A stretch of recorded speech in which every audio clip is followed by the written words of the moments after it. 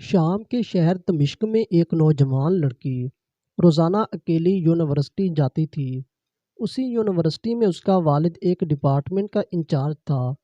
ایک دن چھٹی کے فوراً بعد اچانک بادل گرجنے لگے اور زوردار بارش ہونے لگی۔ ہر کوئی جائے پناہ کی تلاش میں دوڑ رہا تھا۔ سردی کی شدت بڑھنے لگی، آسمان سے گرنے والے اولے لوگوں کے سروں پر برسنے لگے۔ یہ لڑکی بھی یونیورسٹی سے نکلی اور جائے پناہ کی تلاش میں دوڑنے لگی۔ اس کا جسم سردی سے کانپ رہا تھا، لیکن یہ نہیں جانتی تھی کہ اسے پناہ کہاں ملے گی۔ جب بارش تیز ہوئی تو اس نے ایک دروازہ بجایا۔ گھر میں موجود لڑکا باہر نکلا اور اسے اندر لے آیا اور بارش تھمنے تک اپنے گھر میں رہنے کی اجازت دے دی۔ دونوں کا آپس میں تعارف ہوا تو معلوم ہوا کہ لڑکا بھی اسی یونیورسٹی میں پڑھتا ہے جہاں وہ خود زیر تعلیم ہے اور اس شہر میں اکیلا رہتا ہے۔ ایک کمرہ، برآمدہ اور باتھ روم اس کا کل گھر تھا۔ نوجوان نے اسے کمرے میں آرام کرنے کو کہا اور اس کے پاس ہیٹر رکھ دیا اور کہا کہ کمرہ جب گرم ہو جائے گا تو وہ ہیٹر نکال لے گا۔ تھوڑی دیر لڑکی بستر پر بیٹھی کانپتی رہی۔ کمرہ گرم ہونے پر اسے نیند آ گئی۔ نوجوان ہیٹر لینے کمرے میں داخل ہوا تو اسے بستر پر سوئی ہوئی لڑکی جنت کی حوروں کی ملکہ لگی۔ وہ ہیٹر لیتے ہی فوراً کمرے سے باہر نکل گیا، لیکن شیطان جو کہ اسے گمراہ کرنے کے موقع کی تلاش میں تھا اسے وسوسے دینے لگا۔ اس کے ذہن میں لڑکی کی تصویر خوبصورت بنا کر دکھانے لگا۔ تھوڑی دیر میں لڑکی کی آنکھ کھل گئی۔ جب اس نے اپنے آپ کو بستر پر لیٹا ہوا پایا تو ہڑبڑا کر اٹھ گئی اور گھبراہٹ کے عالم میں بے تحاشا باہر کی طرف دوڑنے لگی۔ اس نے برآمدے میں اسی نوجوان کو بے ہوش پایا۔ وہ انتہائی گھبراہٹ کے عالم میں گھر کی طرف دوڑنے لگی اور پیچھے مڑ کر بھی نہ دیکھا، یہاں تک کہ اپنے گھر پہنچ کر باپ کی گود میں سر رکھ دیا، جو کہ پوری رات اسے شہر کے ہر کونے میں تلاش کرتا رہا تھا۔ اس نے باپ کو تمام واقعات منوعن سنا دیے اور اسے قسم کھا کر کہا کہ میں نہیں جانتی جس عرصہ میں میری آنکھ لگ گئی کیا ہوا میرے ساتھ، کیا کیا گیا، کچھ نہیں پتا۔ اس کا باپ انتہائی غصے کے عالم میں اٹھا اور یونیورسٹی پہنچ گیا اور اس دن غیر حاضر ہونے والے طلباء کے بارے میں پوچھا تو پتہ لگا کہ ایک لڑکا شہر سے باہر گیا ہے اور ایک بیمار ہے، ہسپتال میں داخل ہے۔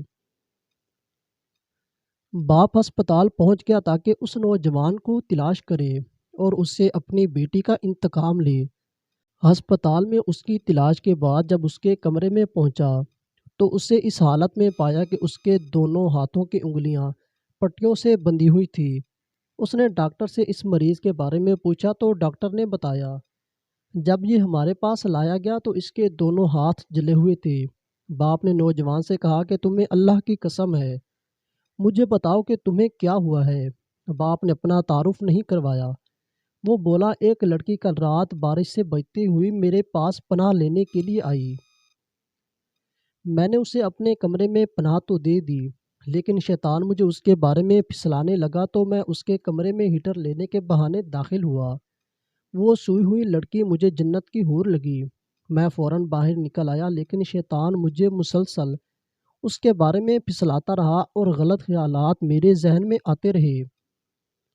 تو جب بھی شیطان مجھے برائی پر اکساتا میں اپنی انگلی آگ میں جلاتا تاکہ جہنم کی آگ اور اس کے عذاب کو یاد کروں اور اپنے نفس کو برائی سے باز رکھ سکوں، یہاں تک کہ میری ساری انگلیاں جل گئیں اور میں بے ہوش ہو گیا۔ مجھے نہیں پتا کہ میں ہسپتال کیسے پہنچا۔ یہ باتیں سن کر باپ بہت حیران ہوا۔ بلند آواز سے چلایا، اے لوگو گواہ رہو، میں نے اس پاک سیرت لڑکے سے اپنی بیٹی کا نکاح کر دیا ہے۔ سبحان اللہ، یہ ہے اللہ سے ڈرنے والوں کا ذکر۔ اگر اللہ کا خوف نہ ہوتا تو اس لڑکی کی عزت محفوظ نہ رہ سکتی۔ جو بھی لڑکا یا لڑکی ناجائز تعلقات قائم کرتے ہیں یا غیر شرعی دوستیاں یا محبتیں کرتے ہیں تو وہ اپنے اس برے فعل کو چھپانے کی حتی الامکان کوشش کرتے ہیں۔ وہ چاہتے ہیں کہ والدین ان کے ان کاموں سے بے خبر رہیں، حالانکہ وہ یہ جانتے ہیں کہ اللہ ان کے ہر فعل سے باخبر ہے۔ پھر بھی ان کے دل میں اللہ کا خوف پیدا نہیں ہوتا۔ ایسا کیوں ہے؟ کیونکہ والدین نے بچپن سے ان کے دل و دماغ میں اللہ کے خوف کے بجائے اپنا ذاتی خوف، رعب و دبدبہ، سزا کا ڈر ہی بٹھایا ہے۔ اسی لیے آج وہ اللہ سے بے پرواہ ہو کر والدین سے چھپوں کا ارتکاب کرتے ہیں۔ اور ایسے بھی والدین ہیں جنہوں نے اپنی اولاد کی تربیت خوف خدا پر کی تو ان کی اولاد نے بھی ہمیشہ برائیوں سے اپنے آپ کو باز رکھا۔